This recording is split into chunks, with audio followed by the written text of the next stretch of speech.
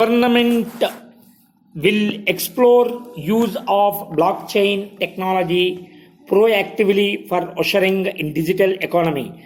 The system of toll payments physically by cash at road toll plazas is being fast replaced with FASTags and other electronic payment systems to make road travel seamless.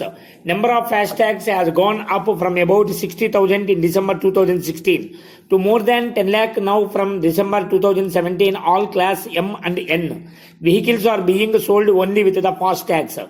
The government will come out with a policy to introduce toll system on pay as you use basis in order to create employment and aid growth. Government's estimated budgetary and extra budgetary expenditure on infrastructure for 2018-19 is being increased to 5.97 lakh crore against estimated expenditure of 4.94 lakh crore in 2017-18. Details are in Annex 3. Our armed forces have played a stellar role in meeting the challenges we have been facing on our borders, as well as in managing internal security environment both in Jammu and Kashmir and the Northeast.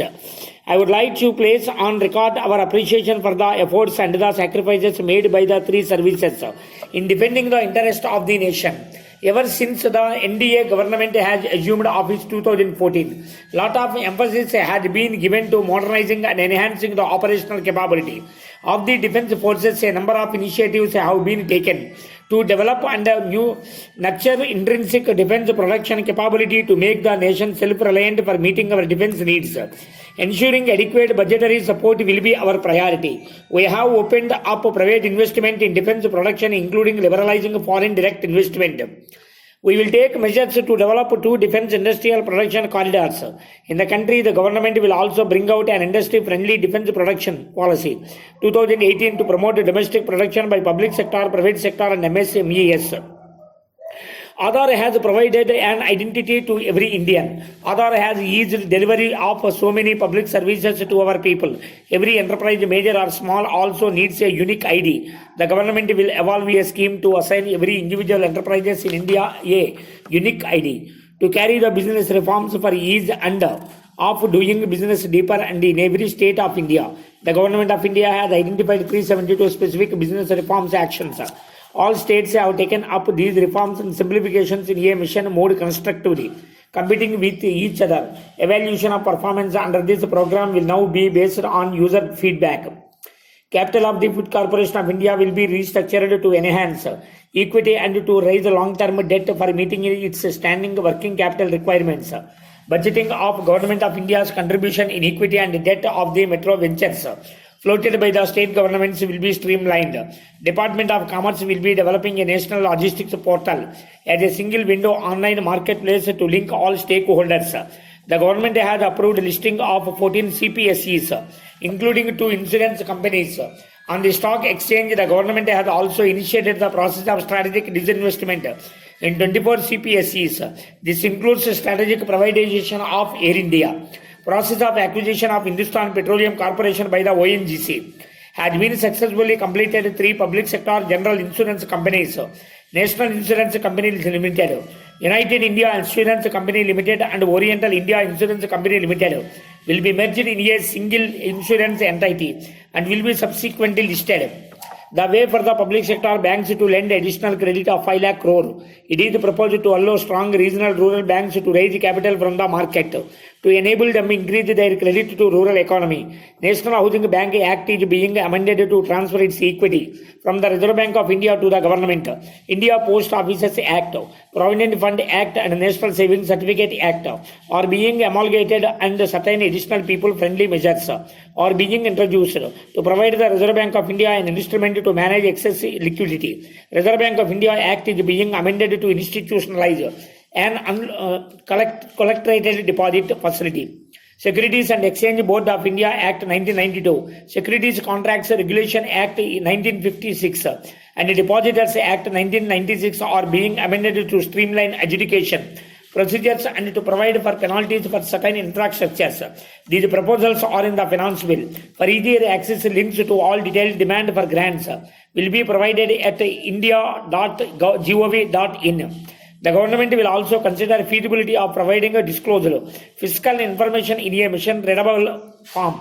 The government is transforming method of disposal of its business by introduction of e-office and other e-governance initiatives in central ministries and departments. These initiatives are listed in Annex 4. The government will formulate a comprehensive gold policy to develop gold as an asset class. The government will also establish a system of consumer-friendly and trade-efficient system of regulated gold exchanges in the country. Gold monetization scheme will be revamped to enable people to open a hassle-free gold deposit account. Outward direct disinvestment from India has grown to US $15 billion per annum. The government will review existing guidelines and process and bring out a coherent and integrated outward district. There has been a public debate with regard to the emoluments paid to the members of parliament. Present practice allows recipients to fix their emoluments, which invites criticism. I am therefore proposing necessary changes to refix the salary, constituents allowance, office expenses and meeting allowance payable to members of parliament with effect from April 1, 2018. The law will also provide for automatic revision of emoluments every 5 years indexed to inflation. I am sure honorable members will welcome this initiative and will not suffer such criticism in future. Our country will commemorate 150th birth anniversary of Mahatma Gandhi, father of the nation, from 2nd October 2019 to 2nd October 2020. The government and the people of India will rededicate them through their actions to the ideals that the Mahatma taught and lived by. A national committee chaired by the Prime Minister, which includes the chief ministers of all the states, representatives from across the political spectrum, Gandhians, thinkers and eminent persons from all walks of life, had been constituted to formulate a commemoration program. My government had earmarked 150 crore for the year 2018-19 for the activities leading to the commemoration.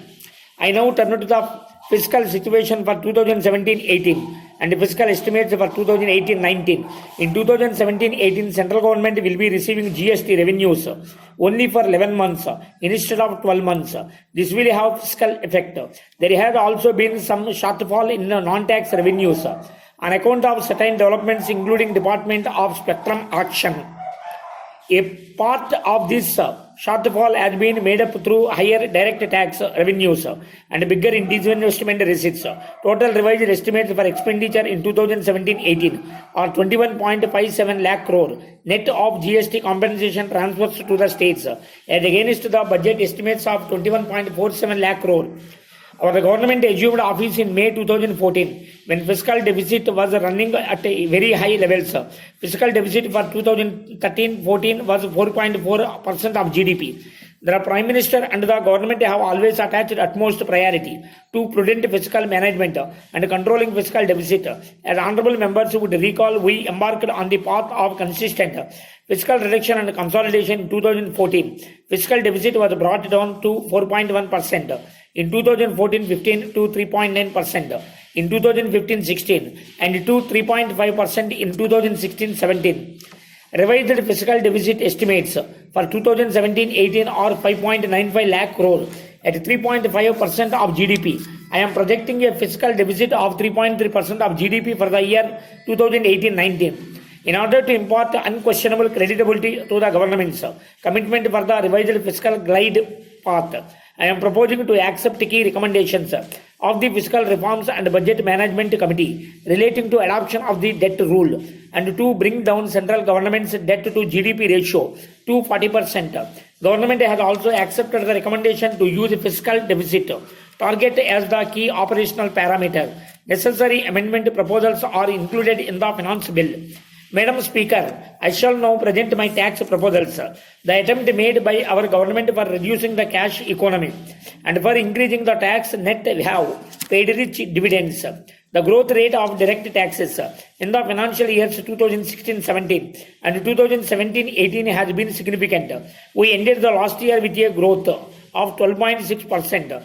Indirect taxes, and in the current year, the growth in direct taxes up to 15%. January 2018 is 18.7%. The average buoyancy in personal income tax of 7 years preceding these 2 years comes to 1.1. In simple term, tax buoyancy of 1.1 means that if normal GDP growth rate of the country is 10%, The growth rate of personal income tax is 11%.